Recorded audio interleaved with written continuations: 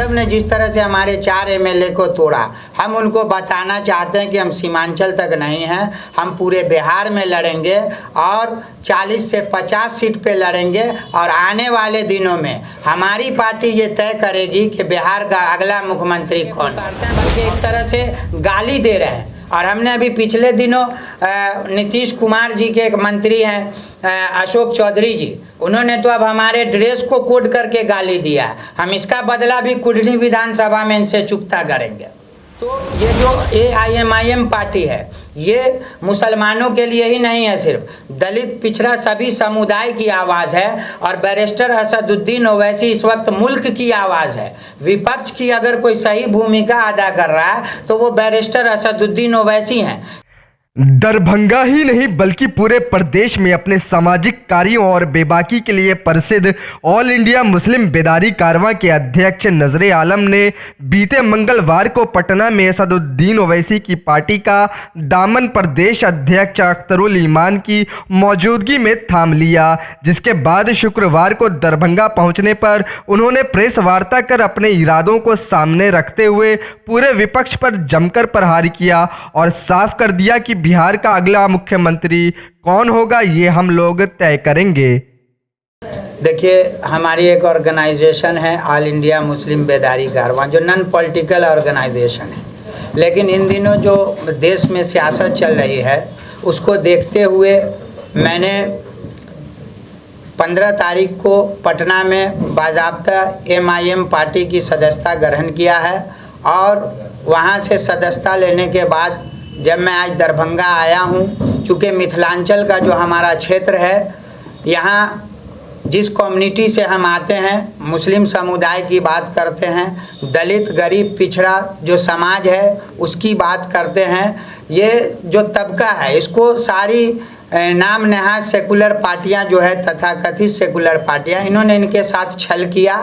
इसलिए हमने MIM party की सदस्यता लिया है ताकि इन तमाम समुदाय के लोगों को जोड़ करके इनको मेन स्ट्रीम में लाने का काम करेंगे।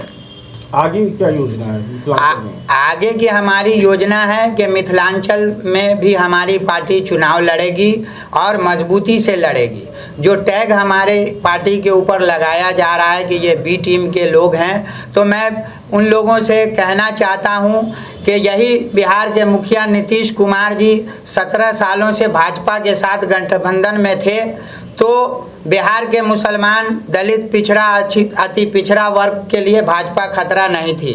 लेकिन जैसे ये राजद के साथ आए वैसे ही ये सारी पार्टियां जो है मुसलमानों को भाजपा का डर दिखाने लगी है। तो हम इस डर को निकालेंगे और एक मजबूत राजनीति समीकरण यहाँ के लोगों को देंगे। IMA का गढ़ मिथिलांचल को माना जाता था और आप मिथिलांचल में इस पार्टी को लेकर आए हैं। बिल्कुल, देखिए, सीमांचल से इस पार्टी ने शुरुआत की बिहार में, लेकिन चूँकि राजनीतिक पार्टी है तो इसका कोई एरिया बाउंड नहीं है।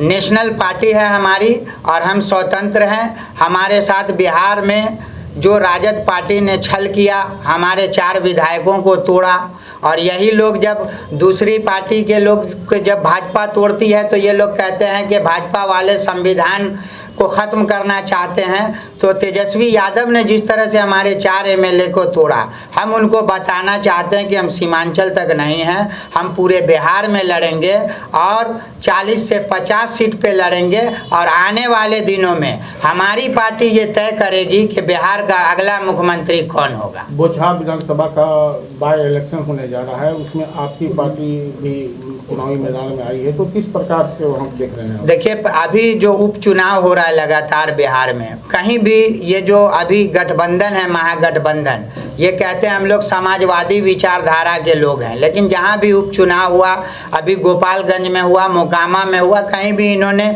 जिस समुदाय का सबसे ज़्यादा वोट है अल्पसंख्यक समुदाय का, उसके किसी भी उम्मीदवार को इन्होंने टिकट नहीं दिया। हमने वहाँ गोपालगंज में अपना उम्मीदवार उतारा था और उसका परिणाम देखा होगा कि हमारे उम्मीदवार को 13,000 के लगभग वोट पड़ा। और कुढ़नी में अभी 5 दिसंबर को उपचुनाव होने जा रहा है, उसमें भी हमारी पार्टी ने मुर्तुजा अंसारी साहब को उम्मीदवार बनाया है पसमानदा तबका से, और हम वहाँ मजबूत स्थिति में हैं, वहाँ भी हम चुनाव जीतेंगे इंशाल्लाह। ये बताइए नजरे जी, आप लगातार सामाजिक कार्यकर्ता हैं, कई राजनीतिक दलों से आप जुड़े हुए हैं, फिर इसमें आपको जाने की क्यों जरूरत पड़ गई? देखिए, जितनी भी तथाकथित सेकुलर पार्टियां हैं, इनका एक नारा है कि हम समाजवादी विचारधारा के हैं, हम सभी समुदाय को लेकर के चलेंगे। लेकिन अभी जो ये गठबंधन की राजनीति चल रही है उसमें मुसलमान अछूत हो गया इन लोगों के लिए। किन लोगों के लिए?